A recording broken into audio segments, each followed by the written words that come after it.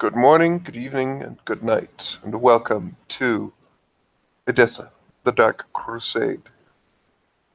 Recently, Madeline and Trollwald, along with Madeline's human followers, visited a place very special to Madeline and her fellows. And it was quite an eventful night. Time has passed, though, and recently, Trollwald, probably also Madeline, visited the grove once more. Certain lessons, developments have been unfolding, transpired, and now has ended. Torvald is, well, tonight Madeline has gotten up fairly early in the evening, and she is just prepared. She seems to have put out some blood.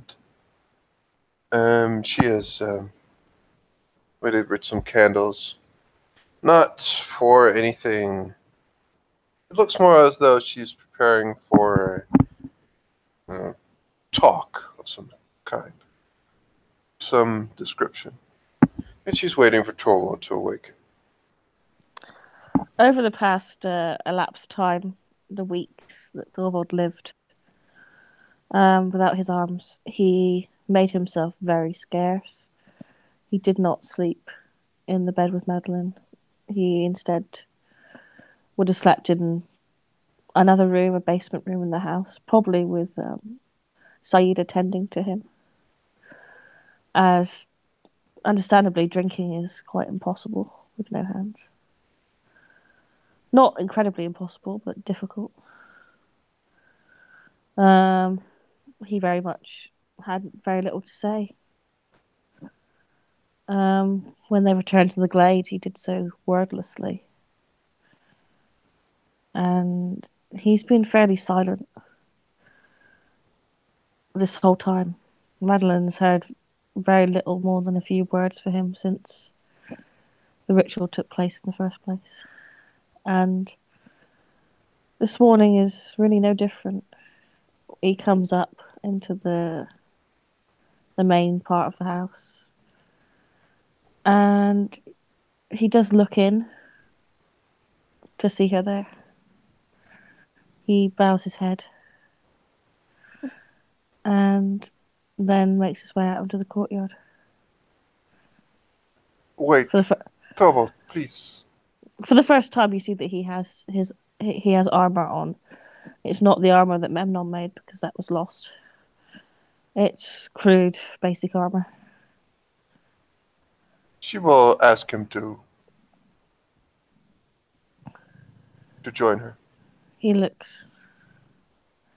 I have to train, Madeline. You have been training for some time now, yet I I haven't have. seen much of you. I've been laid on my back for the better part of 2 weeks. And you have done very little. I wish to And talk of it.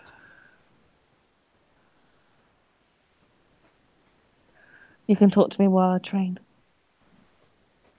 He says as he walks out into the yard where there's one of those wooden men training posts. He picks up his sword.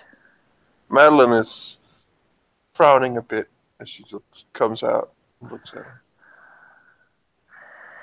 He just, he this is what he does normally, like every day before he goes. Apart from the last 2 weeks where he's done nothing but lay in the room where he was.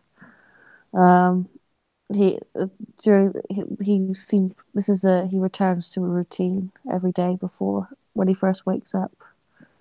He goes straight to the training post. So, a hard lesson for you? She looks at him. He looks over his shoulder.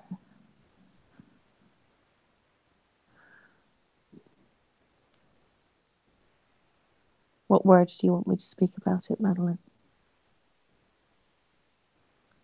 What you have learned. I've learned that I've wasted 2 weeks of my life not being able to do my job. I've lost money. I've lost time. But what have you learned? What have you gained from this? What strength have you derived from it?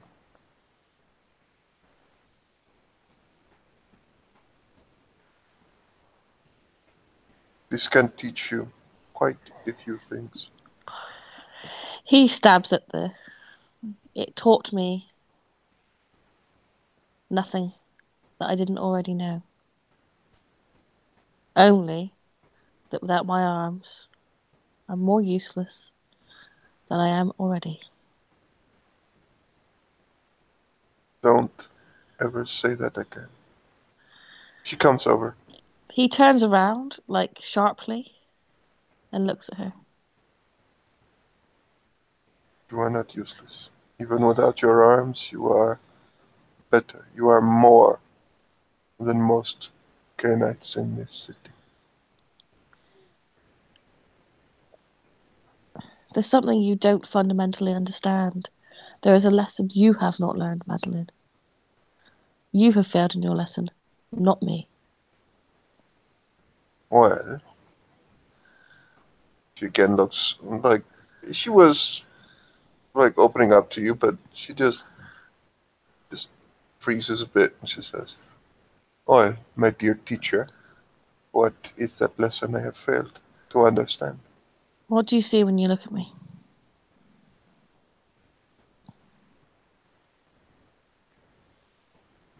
I see a person longing to be free, truly free. And you think that removing my arms will free me. Do It you? would teach you, and it has taught you. Do you think for 1 minute there isn't a pain in this life that I haven't suffered? Apparently not. This seems to have had a great impact on you. More Yes. impact than any other pain you have suffered. So, no, there are still pains you have not been visited by. No, there really isn't, Madeline. There really is not. I was born into pain.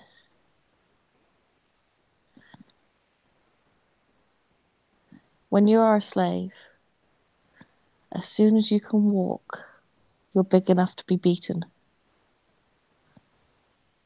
Any anything that your master or the masters around you could desire, want in their most depraved or vicious minds is enacted on you from the time you are born. There is nothing I have not seen in this life, nor experienced, apart from death.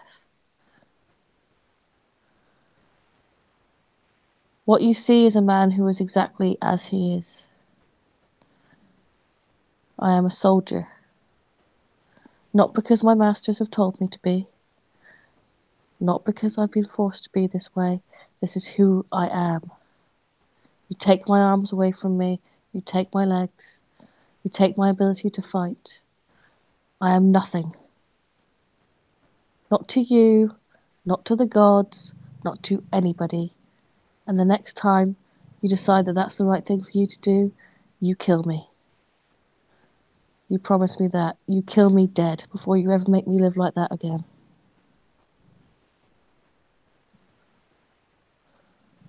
She looks at him.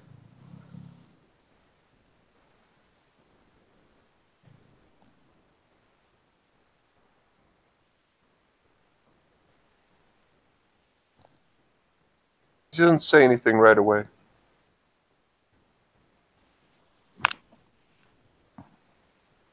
I will never be a primogen, a politician, a diplomat, a teacher. The one thing I do in this life is I am a soldier. It is my place on this earth to protect our kind and to uphold our laws. That is my place. That is the place I have chosen. What of this human soldier who loses his arms or his legs? You ask any soldier, he'd rather be dead. And yet I have seen soldiers, seen many others, who've become so much more, even without legs or arms. It's not for me. It's not the way I want to make a mark on this world. If you love me at all, you will not ask me to do it again. She looks at you.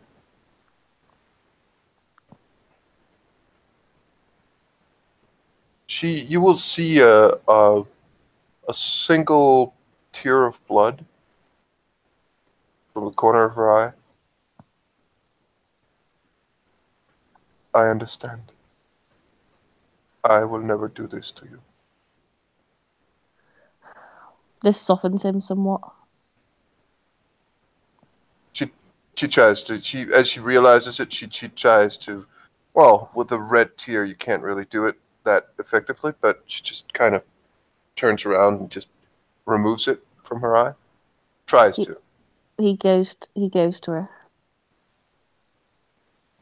He puts the sword down. You understand, don't you? I was not able to protect my assets, or serve my sire, or serve you. And I did not need you to. I have helped you, protecting your assets. I have seen that no harm came to you. But I don't want to live a slave anymore. And you didn't. I did. You made a slave of me. You made me lay on my back and have No, other people do things. no, you were cared for. You were, and you can tell this is very uncommon for Madeline. She's not panicking, but close. Like she's conflicted, and normally she's fairly straightforward and sure of herself. But she just kind of just tries to deny it. You were taken care of. You were safe. You were cared for. There is slaves toil for their masters. And that you do not do. You were cared for. I did Needed not food. toil. I did not toil in flesh. I toiled in my mind. And that is what you must master.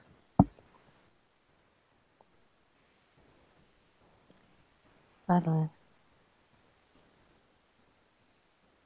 He puts his hands on her face.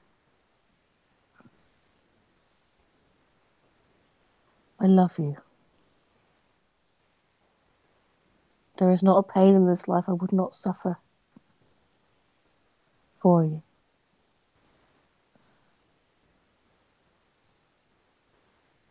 But you understand I do this for you, not for your God.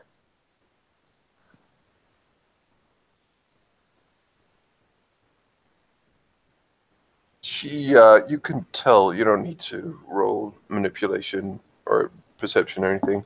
She tries to hide a fairly genuine smile. She tries to look either upset or sad, but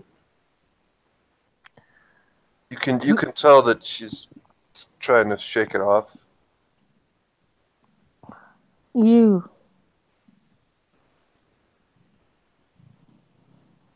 are the words on my lips. I want nothing more and My nothing less. teachings, my teachings, everything in me tells me to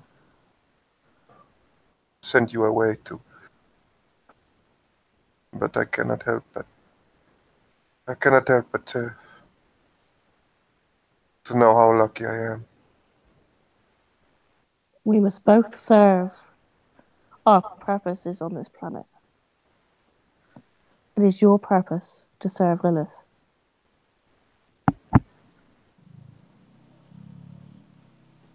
It is my purpose to serve our society.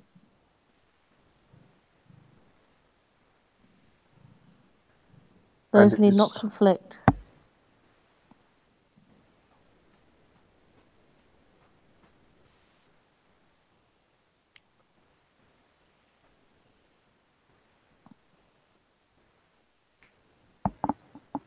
why? He stands there a moment, still very close.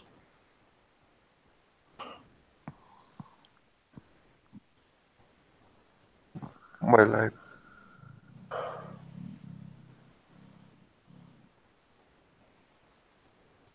I understand. Do not think me ungrateful for everything you have taught me.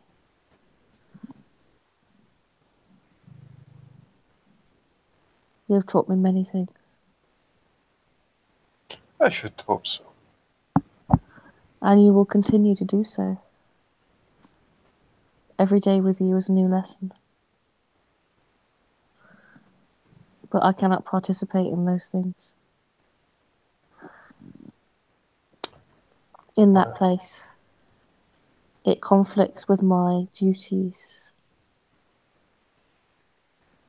I cannot dedicate myself to Lilith in that way. I can only do it by honouring you. You understand? I understand.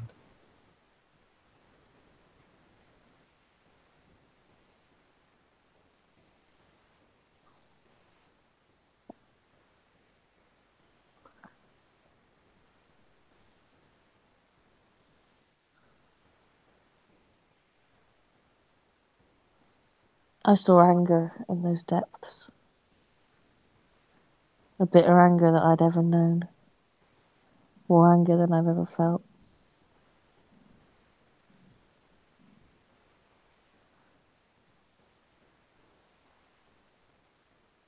But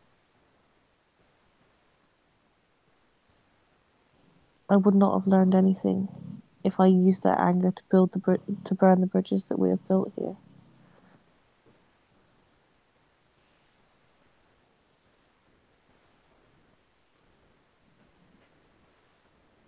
It is natural for us to react differently to different things. But, as you know, as I have said over and over,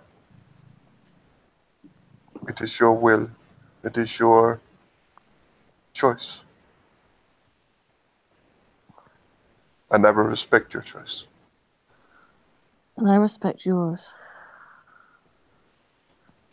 I cannot force you to do what I would wish for you to do or become. But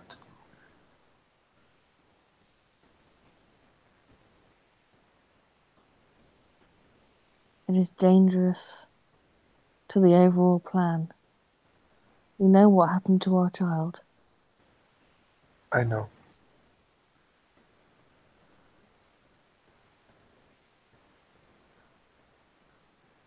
I know.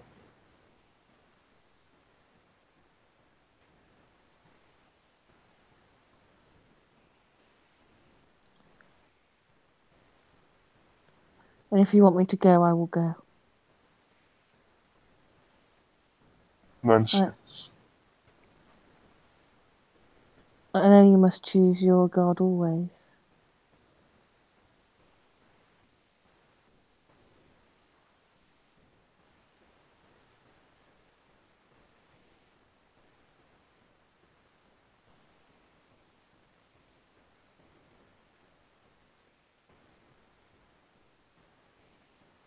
And it pains me I can't always come with you when you go to these places.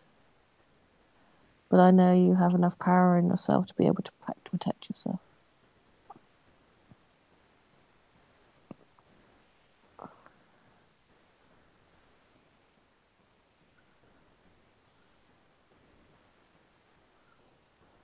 Very well.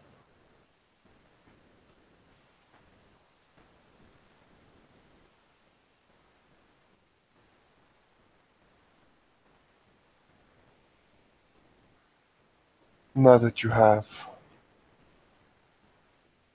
reformed yourself, you are hopefully no longer, will be joining me by my side. In other words,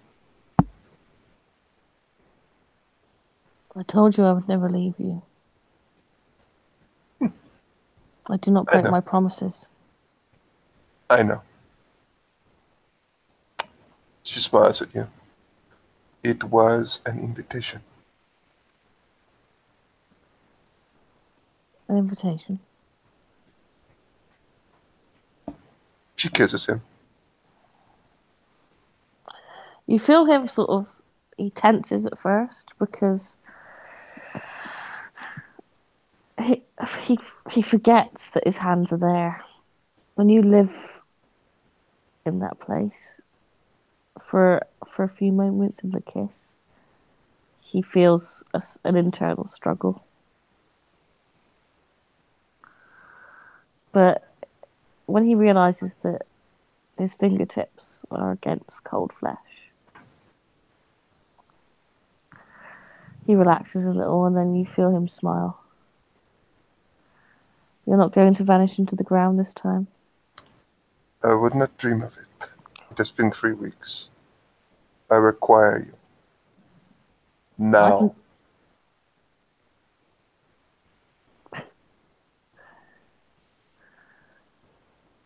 No further questions are or statements are required. He lifts her up. She giggles a little. She does not stop kissing him, however. He carries her into the house because out in the yard, well, probably too much mess for there. And with this, I do believe the scene will come to a close. Thank you very much, players, for playing, and watchers for watching. Good night.